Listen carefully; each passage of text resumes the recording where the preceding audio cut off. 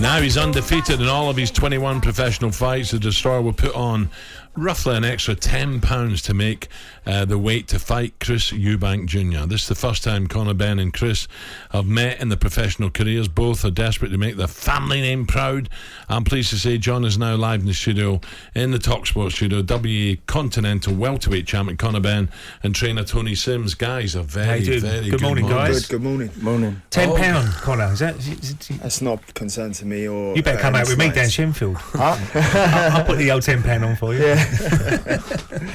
But no, it's not concerned. You'd be okay. No, not in the slightest. I mean, you got to remember my team know me like the back of their hand.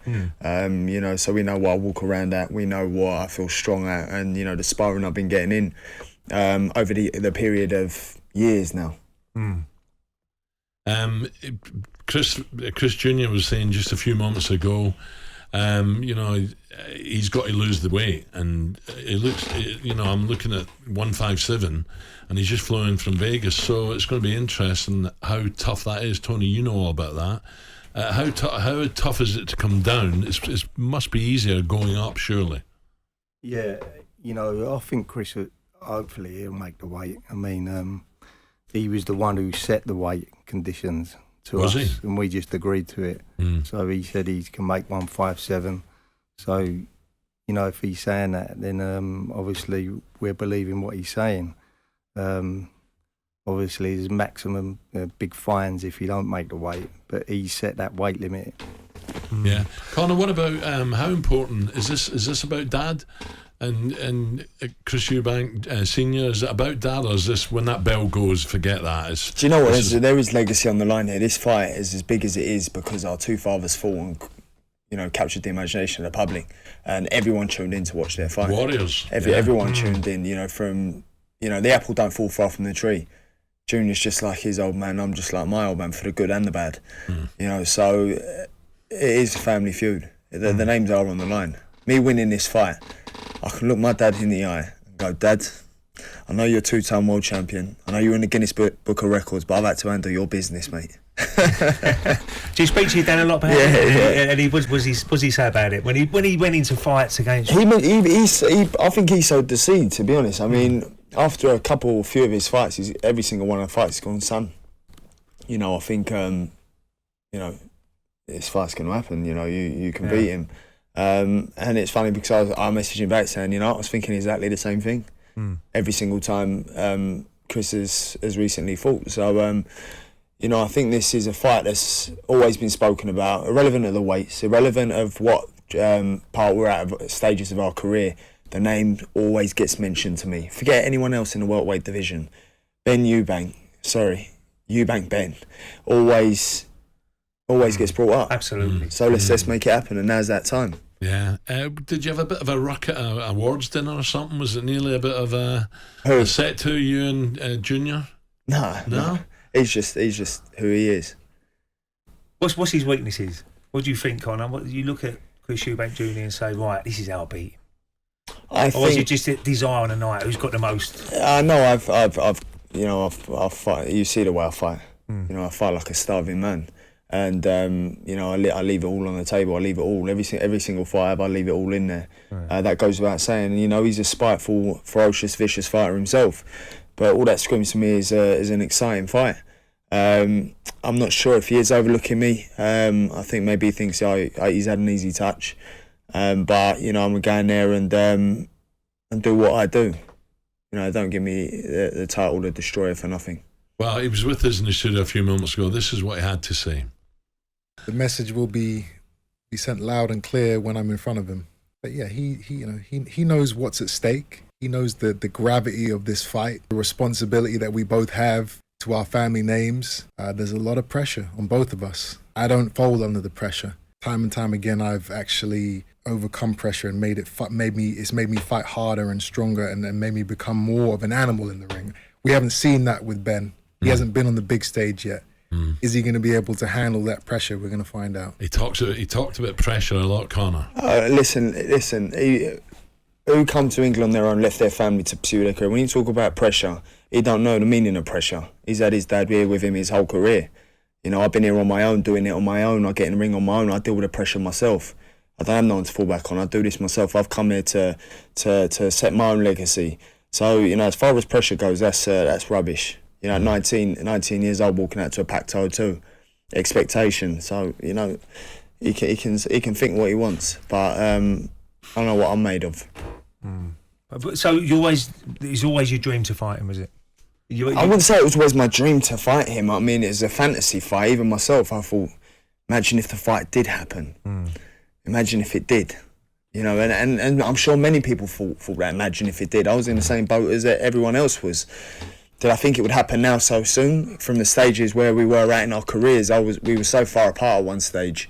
But I'd say, you know, my trajectory is straight up.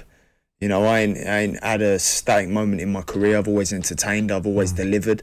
Every single time I've delivered. Every test they put in front of me, I've delivered and exceeded. You know, people say I ain't been tested. Well, no, I passed the test. Easy. So, you know, I'm built for this. This is what I do. I do it every day. Tony, does this go the distance? It's an hard one to say because it's obviously going to be a difficult fight.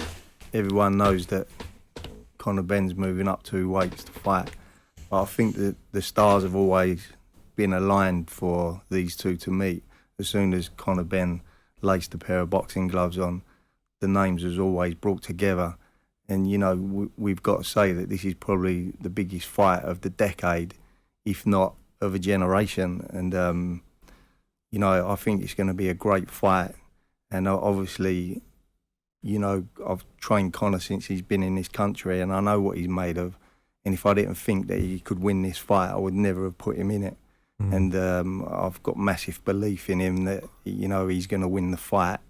How the fight develops is another story, but he's got fire in his belly. He's 25 years old. I think when you look at probably Chris Eubank's best days, I think they're probably behind him now at 33. So, you know, I believe that Conor's going to be victorious. You know, he trains. He's probably the hardest trainer I've never ever seen in the gym. You know, he stays behind and does all the extras that you don't always see people do, and he puts everything into every session. So he's going to be in magnificent shape on the night. Mentally, he's going to be focused because we all know what's on the line here as well. And, you know, I think he's going to come out victorious in this fight. Can you knock him out, Conor? I believe I can.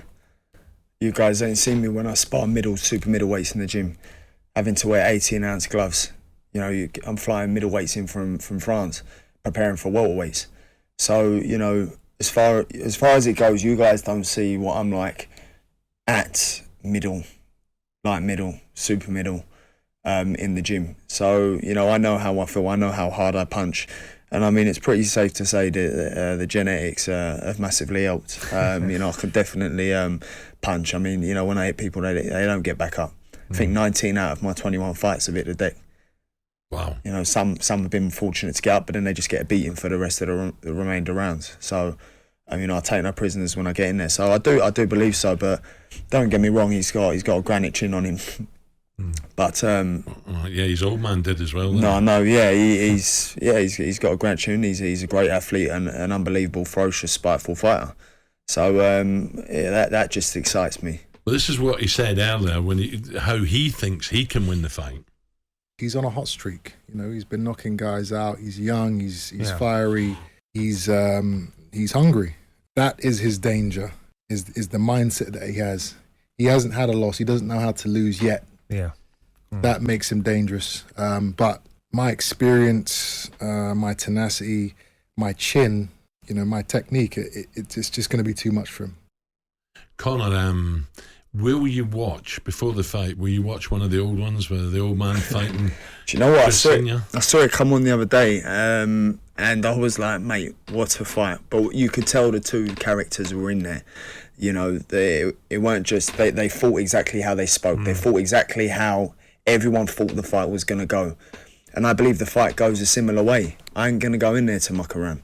I ain't going to go in there to play around. My mum taught me never to play with my food. So I'm going to go in there, and if I see an opening, I'm going to take it. But I'm like, this is how I get every single fight. If I see an opening, I will take it. If I see an eye twitch, I will take it. You know, and I believe I'm fit enough to go for it at round 1 and still see through round 12 in fitness because I worked that hard. For me, it's just a shame he's at the O2. And look, the O2 is a great venue. Yeah, you should be at Wembley. You know what, right? You sell it out like that. We wanted to do this on the West Ham pitch, and I spoke to David Sullivan about it, but obviously October the 8th ain't a great time to do an open-air stadium fight, but that was our ideal dream for us to do that fight there, really. But listen, it is where it is, and hopefully people tune in on DAZN, and more people can tune in on DAZN and watch it. Just would Dad be there? Listen, Dad's been driving me mad every single day. When am I coming over? Joe, my dad's an unbelievable character to have in the gym. I've met him a few times. Yeah.